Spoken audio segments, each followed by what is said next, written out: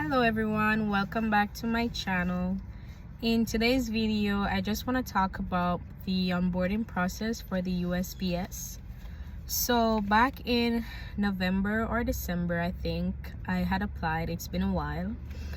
I had applied for the CCA position, that's the City Carrier Assistant position, and I passed the test that you have to take, when you're doing the initial application process.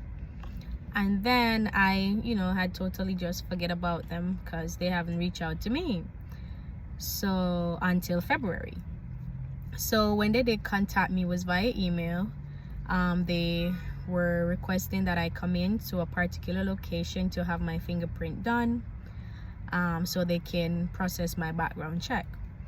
I did went, and after that they reached out to me again like 2 weeks later with another email to say, hey, I need to come in for a brief session, which is today. I'm recording this video on April 11, 2022. So I went in this morning at 9 a.m. and there were about like 6 of us ladies there, and we all applied for the city carrier assistant position. So prior to going, I thought like, hey, okay, it's a brief meeting, so it's like an interview, right? That's the first thing that came to my mind. So I went ahead, I did my little research. I did my little research. I wrote questions that I thought like the interviewer would probably ask, and I wrote my little answers down, trying to study my stuff. But it was not like that. It was not the typical interview process. We all received a little folder, and we had to put some documents in it that they had sent via email that we had to print out and fill out on our own just to save time, so we wouldn't have to be there the entire day. It lasted about 25-30 minutes, I would say. The customer service support supervisor, that's who we met with, she just gave us like a rundown of what the job is like, what the job entails, the physical requirements, the duties and the responsibilities, and the different locations. By the way, I'm located in Fort Lauderdale, Florida, so I don't know if the brief session wherever you're at in whatever state will be the same, but for us today, for us 6 ladies, it was just basically her telling us about the USPS, and if we had any question, we throw it at her and she answered, stuff like that. But we weren't like seated and asked individual questions like a whole interview thing. No, it wasn't your traditional interview session. No. So one more thing to mention, so basically she said after today's meeting we will receive another email within a few days to say that, hey, we're invited for the orientation. The orientation, however, is scheduled for April 25th to the 27th, and we have to be there for 7 a.m. to 3:30 p.m. and she said that punctuality is important. She stressed that that is very important to be punctual, and you cannot be there for 7:02, 7:05, 7:10. You kind of get the picture. You have to be there for 7 o'clock on the dot at the door, when they will let everyone in at the same time. If you're late, you will not be let in, so that's on you, and you will be set back for like a whole week or a few days, whatever the case, until they have another batch of people to bring in for orientation. Then you'll probably be invited to that one. But try to be on time, try to be punctual, so that everything can just go accordingly. That's just my advice. So after the orientation that, that's gonna last for approximately 2 days, where we're gonna get a sit down of like, what's expected of us, what it's like being outside on the road. We're gonna watch a few videos to see, like a role play of how everything starts the moment you get to the office, or I should say your facility, to the moment you go out on the road delivering mail on your route. And I did not know that you have to use your own personal device when you're out there on the road delivering your packages. So I guess your phone and your data plan will now become USPS data plan, because you have to use your phone to navigate, around the routes. Secondly, she did mention that what else did she mention? She mentioned a lot of things, so just bear with me. I'm trying to remember as I go along.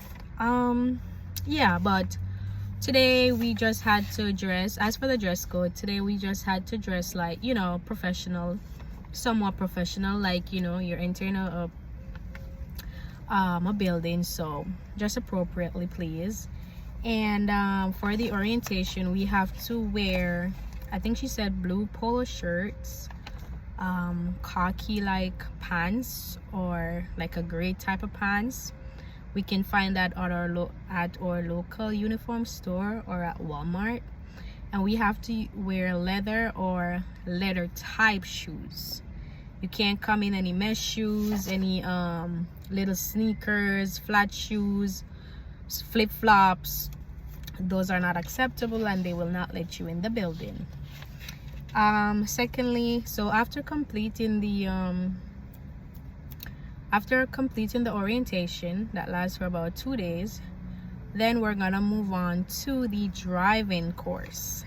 No, she states that we have to qualify for all 3 vehicles. Those are the LLV, long life vehicle. I believe those are like the common ones that we see, that little buggy type one, and the older type vehicle. And then we also have to qualify for the FFV, flexible fuel vehicle, and the ProMaster van. With the ProMaster van, I believe that's the latest one. That's like the most modern or the most newest type of vehicle that they're using. So yeah, on that phase of the orientation process, we have to pass all 3 vehicles. And if you do not pass, you have to actually do it's like a driving test. You have to back in, you have to reverse without hitting the cones, you have to go in straight, stuff like that. And they just want to see like how you maneuver the vehicle, so to speak. And what else did she say? And yet too, so if you pass that phase, then you will move on to the CCA Academy. That's where you get like real training and be in the facility, learning how to like do your batches and your cases and stuff like that, casing your mail, and shadow someone, etc. So but if you do not pass the vehicle phase, then that's just it. You won't get employed. You won't move any further with the process. So I know most importantly, everyone wants to like, hey, so what's the hourly rate? Well, I don't know if it's in every state, but she told us that the hourly rate for the CCAs, that's the city carrier assistants in Florida at the moment, is $18.62.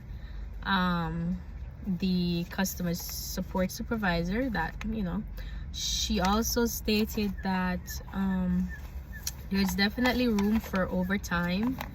You can most definitely make money. You just have to be willing and flexible to get the hours. So one thing that is concerning for me, so let's just break it down like pros and cons.